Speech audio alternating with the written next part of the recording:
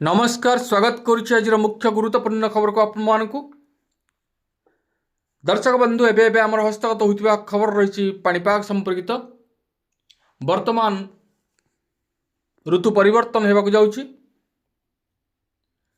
शीत ऋतु पर आसुची बसंत जहाँकि बसंत वर्तमान पृथ्वी पृष्ठ रे अवतरण कर सारी ता मध्यरे आमे देखुचे वर्तमान ए वर्ष शीत लगातार भाव में लगी रही कमिबार ना धरुनी राज्यर विभिन्न स्थान रे पारद निम्नगामी होइछि फल विभिन्न स्थान रे पाणीपाग विभाग तरफ सतर्क सूचना मध्य जारी करा जाउछि। तबे जानिबा केउ स्थान को वर्तमान पाणीपाग विभाग कौन सूचना प्रदान करिछि बा कौन सतर्क सूचना जारी करिछि से संबंध में संपूर्ण विवरणी मुझे आपको वीडियो प्रदान करी से आप निश्चित वीडियो को प्रथम शेष पर्यंत देखिए।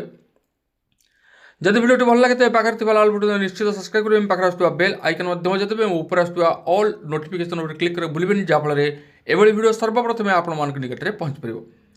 तेज आसतु जाना आज पाणीपाग संपर्कित विशेष गुरुत्वपूर्ण खबर को। उत्तर भारतर समतल अंचल में पाग पुणी थे लोक डराई।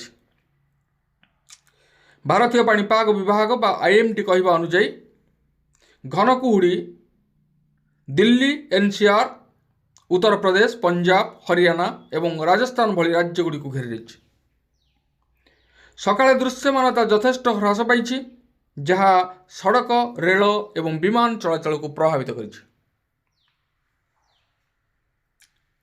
दिल्ली रे आज सर्वनिम्न तापमात्रा प्राय 7 ରୁ 9 डिग्री सेल्सियस रहिबार संभावना रही है। सर्वाधिक तापमात्रा 21 ରୁ 23 डिग्री पर्यंत पहुँची पारे। दिन बेला आकाश सफा रहिबो एवं सूर्य किरण रहिबो किंतु सकाळ एवं संध्यारे ठंडा एवं कुहुड़ी लोक मानक घर बाहरिबा कष्टकर करियो।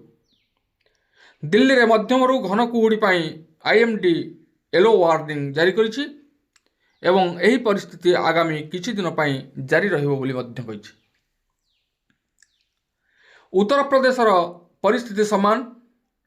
पश्चिम उत्तर प्रदेश ठारू पूर्व भाग पर्यंत घनरू अति घन कुहुड़ी पड़ी। अनेक जिल्ला रे सर्वनिम्न तापमात्रा 5 ରୁ 10 डिग्री सेल्सियस मध्य रही एवं शीत लहरी मध्य स्पष्ट भाव में दृश्यमान होउछि। पाणीपाग विभाग फेब्रुआरी 7 पर्यंत उत्तर प्रदेश घन कुहुड़ीर सतर्कता जारी करिछि। किछि अंचल रे हालुका वर्षा किंबा कुआपथर झड़ मध्य हेबार आशा करा जाउछि जहाँ ठंडा को आहुरी तीव्र करिपारे। प्रबल ठंडा पवन बहिबा फल ठंडा आहुरी तीव्र होउछि। चाषी एवं यात्री विशेष भाव में प्रभावित होउछन्ति कारण कुहुड़ी सकाळ यात्रा को विपदपूर्ण करुछि। उत्तराखंड हिमालय शिखर रे लगातार तृतीय दिन पाई हालुका तुषारपात होइछि। चारिधाम हेमकुंड साहिब एवं आउरी समेत अनेक प्रमुख शिखर तुषार रे आच्छादित होउछि। प्रबल तुषारपात जो जम्मू एवं काश्मीर कुपवाड़ा जिल्लार साधना टॉप रे 35 टी जान फसी रही। राति सारा ऑपरेशन पर उद्धार कर जम्मू काश्मीर पहलगाम और गुलमार्ग रे प्रबल ठंडा जारी रही। बुधवार राज्यर अधिकांश स्थान में पाग मुख्यतः शुखिला रहिबो। पर्यटन स्थल गुलमार्ग और पहलगाम रे रातिर तापमात्रा ह्रास पाइबा सहित प्रबल ठंडा अनुभूति होछि।